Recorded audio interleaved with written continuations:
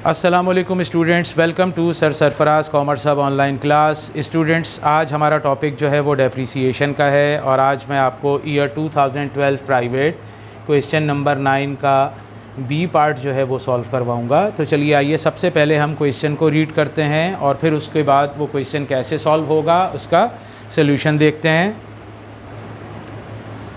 Students, ये question number 9 का B part है यहाँ से, ठीक है। क्वेश्चन नंबर 9 का बी पार्ट, इसमें नंबर 1 में distinguish between capital expenditure and revenue expenditure हमसे पूछा है, यानी हमें ये डिफरेंशिएट करके बताना है कि कैपिटल एक्सपेंडिचर क्या होते हैं और रेवेन्यू एक्सपेंडिचर किसे कहते हैं। और नंबर 2 में define depreciation from the view point of accounting and state whether it is a loss और एन एक्सपेंस। और नंबर 2 में डेप्रिसिएशन की डेफिनेशन बतानी है और अकाउंटिंग पॉइंट ऑफ व्यू से ये बताना है कि ये लॉस है या एक्सपेंस है। तो चलिए आइए इस क्वेश्चन को कैसे सॉल्व किया जाएगा वो देखते हैं।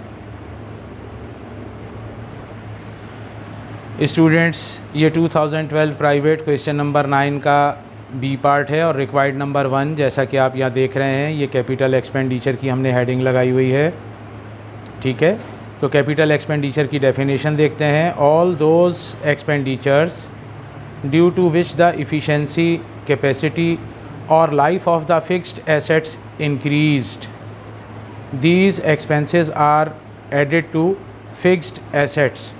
यानी ऐसे तमाम एक्सपेंडिचर जिनकी वजह से मशीन की कारकर्दगी, उसकी गुंजाइश और लाइफ जो है वो इंक्रीज़ हो जाए, बढ़ जाए, वो एक्सपेंसेस मशीन की कॉस्ट में हम फिक्स्ड एसेट्स की कॉस्ट में ऐड कर लेते हैं, वो कैपिटल एक्सपेंडिचर्स कहलाते हैं।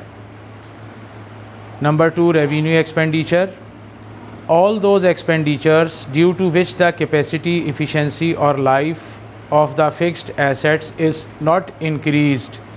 यानी ऐसे तमाम एक्सपेंसेस जिसकी वजह से मशीन की कैपेसिटी, इफ़िशेंसी या लाइफ जो है वो बढ़ती नहीं है, या दूसरे लफ्ज़ों में these expenses are permanent in nature, ये एक्सपेंस परमानेंट नेचर के होते हैं, and incurred regularly on monthly, quarterly, semi annually या एनअली बेसिस।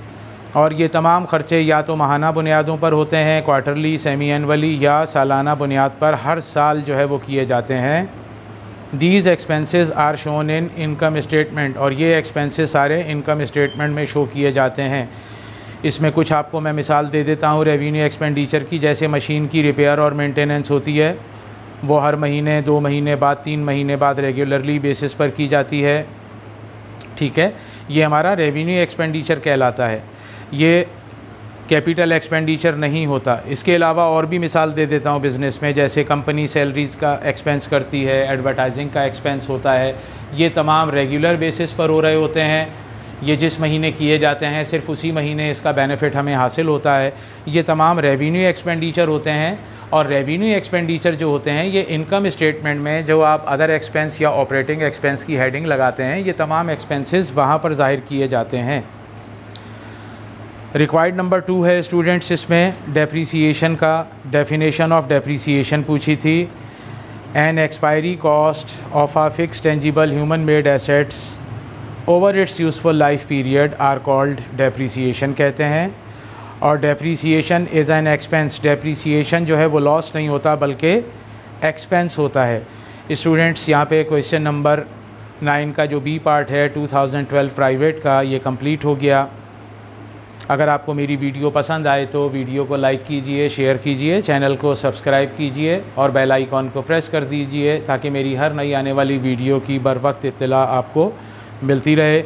स्टूडेंट्स, मेरा जो व्हाट्सएप नंबर है वो 0323291133 है और इस नंबर पर आप मुझसे कांटेक्ट शाम 7 बजे से रात 10 बजे के दौरान किसी भी वक्त कर सकते हैं।